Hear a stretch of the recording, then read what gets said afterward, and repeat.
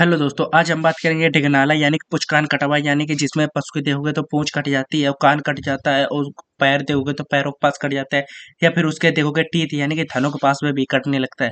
इस रोग के बारे में देखोगे तो विस्तार से चर्चा करेंगे, कैसे होता है, क्यों होता है, क्या का कारण है।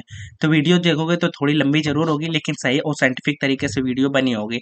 तो वीडियो बिना स्किप किए अंत तक जरूर देखना। तो आज की वीडियो बहुत ही नॉलेजेबल होगी। तो चलो वीडियो को बनाते हैं और बताते हैं कि इसमें डिगनाला का क्या है, कैसे होता है, क्या क्या सिस्टम है। तो सबसे पहले हम डिगनाला का परिचय लेंगे कि परिचय क्या है डिगनाला का। परिचय में बात करेंगे, यह मुख्य रूप से देखोगे तो भैंसों में ही फैलने वाला रोग है, यानी कि सबसे ज्यादा फैलने वाला रोग ये भैंस में है। परंतु कुछ केस तो देखोगे तो गाय, बैल और भेड़, बकरी उनमें भी देखने को मिल जाता है। लेकिन सबसे ज्यादा देखोगे तो यह भैंसों में ही सबसे ज्यादा देखने को मिलता है, यानी कि गाय और भैंस का ये ज्यादातर केस नहीं है, और ज्यादातर देखोगे तो भैंस में ये केस देखने को मिलता है।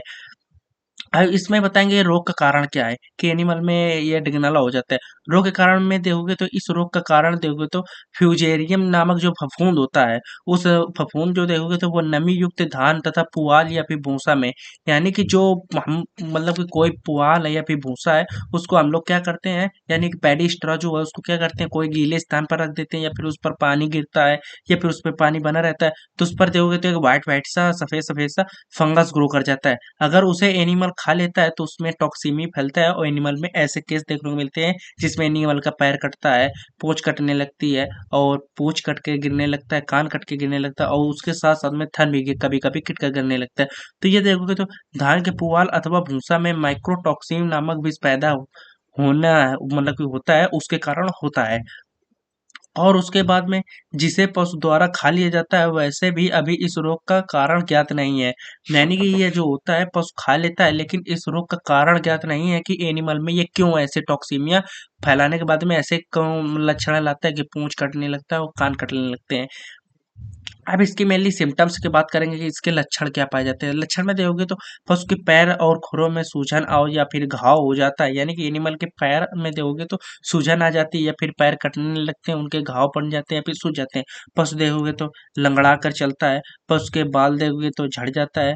पशु के पूंछ देखोगे तो सूख जाती है, या वहां पर देखोगे तो पूंछ गल जाती है या कटकर गिर जाती है, सूख कर या फिर सड़कर भी गिर जाती है। पशु के नाक या कान से प्रभावित हो जाता है, जिससे कि एनिमल के जो कान होते हैं वो भी सड़ जाता है और सड़कर करके गिरने लगता है। उसके साथ में देखोगे तो पशु काफी ज्यादा दुर्बलता हो जाता है, दुर्बल हो जाता है, और पशु में देखोगे तो इसी तरह के लक्षण होने के बाद में और ट्रीटमेंट कोई न मिलने पर एनिमल की मृत्यु हो जाती है। तो ऐसे केस देखोगे तो बहुत ही खतरनाक तरीके से मिलते हैं, क्योंकि एनिमल का जो थन ही देखो तो वही कट कर गिर जाता है, पैर कट जाते हैं यानी कि खुरों के पास से पूंछ कट जाती है, कान कटता है। तो एनिमल को काफी ज्यादा बहुत ही ज्यादा दिक्कतें मिलती हैं। और इसमें देखो तो मेनली रोग में मरने का कारण टॉक्सीमिया है, यानी कि टॉक्सीमिया है उसी कारण एनिमल मेनली मरता है, टॉक्सीमिया के कारण, पूंछ कान कटने के कारण नहीं, मेनली टॉक्सीमिया के कारण। तो इससे हम बचाएं कैसे, क्या उपचार कर सकते हैं कि एनिमल को हम इससे ट्रीटमेंट कर सकते हैं। तो अब सबसे बेस्ट ट्रीटमेंट प्रोटोकॉल की बात करेंगे कि क्या ट्रीटमेंट प्रोटोकॉल करें। तो डिगनाला के लिए सबसे बेस्ट देखोगे तो ट्रीटमेंट प्रोटोकॉल एक ही है, जिसमें हम देखोगे तो गैंग्रीन वाले भाग को काट कर और उसमें देखोगे तो पोविडोन आयोडीन से पट्टी कर देते हैं, यानी कि जो भाग प्रभावित होता है, कटा हुआ होता है या फिर जहाँ पर एनिमल के इन्फेक्शन होता है, कटकर गिरने लगता है गैंग्रीन होकर, उस हिस्से को हमको सर्जिकल उसको हटा देना चाहिए और वहाँ पर पोविडोन आयोडीन से ड्रेसिंग कर देनी चाहिए। अब पशु की दुर्बलता को दूर करने के लिए इलेक्ट्रोलाइट जो होते हैं उनकी, मतलब एनिमल कुछ खाता नहीं है ना पीता है, तो काफ़ी ज़्यादा इलेक्ट्रोलाइट बैलेंस करने की जरूरत होती है। कोई भी हम डेक्सट्रोज या फिर नॉर्मल सलाइन या फिर डीएनएस किसी भी प्रकार का उपयोग कर सकते हैं, जो आप मतलब कि एनिमल का रिक्वायरमेंट हो उसके आधार पर इसका उपयोग करना है। और उसको मेनली सेकेंडरी बैक्टीरिया से बचाने के लिए इसमें लिखा नहीं है, सेकेंडरी बैक्टीरिया एनिमल में हो सकते हैं क्योंकि घाव होंगे खुले हुए हैं।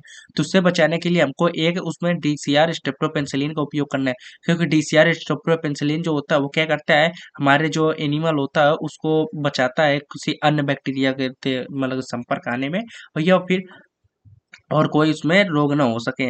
अब इसमें देखेंगे तो इसका रोकथाम क्या है। रोकथाम में देखोगे तो जो नमी युक्त धान या फिर पुआल वाला भूसा होता है उसे खिलाना बंद कर दें। जितना भी टॉक्सिमिक या फिर जितना भी भूसा है आपके पास, जितने मतलब कि फंगस ग्रो कर रखा है या फिर टॉक्सिमिक है, गीला है, तो उससे ऐसे हमको कोई भी पुआल या फिर भूसे का इस्तेमाल नहीं करना है। तो ये सबसे पहली सबसे बड़ी बात है कि हमें किसी भी प्रकार का ऐसे टॉक्सिमिक जो प्याल है उसका उपयोग नहीं करना है। आई होप, मुझे आशा है कि ये जो वीडियो मैंने बनाई, इससे आप लोगों को बहुत ज़्यादा मदद मिलेगी और बहुत ही ज़्यादा आप लोगों को इससे कई केस सॉल्व करने में आप लोगों को मदद मिलेगी। तो इसी तरह जानकारी और इन्फॉर्मेशनल वीडियो आप लोगों को देखने के लिए मेरे चैनल में बने रहना, और मेरे चैनल में अगर आप नए हो तो सब्सक्राइब कराएँ और बेल आइकन दबाएँ, जिससे मेरी नई से नई वीडियो आपके पास आती रहेगी। अगर आप रेगुलर वाले हैं तो मेरे चैनल को प्लीज़ और मेरी वीडियो को सब्सक्राइब ज़रूर करें और बेल आइकन दबाएँ। तो आज के लिए इतनी जानकारी थी। जय हिंद, जय भारत।